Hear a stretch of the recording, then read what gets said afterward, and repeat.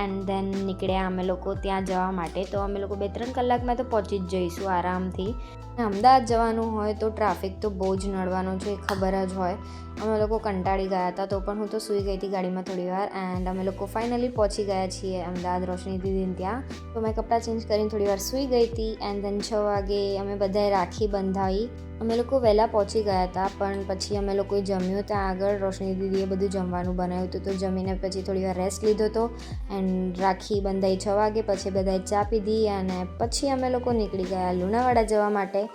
અમે લોકો નીકળી ગયા છીએ, રસ્તામાં છીએ. એન્ડ હું કપડાં ચેન્જ કરીને આવી હતી, મેં ડ્રેસ ચેન્જ કરી દીધો બિકોઝ ગાડીમાં કમ્ફર્ટેબલ કપડાં હોય તો વધારે સારું લાગે. અને મને ઊંઘ આવતી હતી એટલે મેં ચેન્જ કરી દીધું હતું ફટાફટ. તો હવે આ તમે જોઈ શકો છો આ બાઇક કેવી રીતે ચલાવે છે. અમે બહુ આગળ સુધી એને જોયો, એ આમ જ ચલાવતો હતો, બાઇક બેસતો જ નહોતો.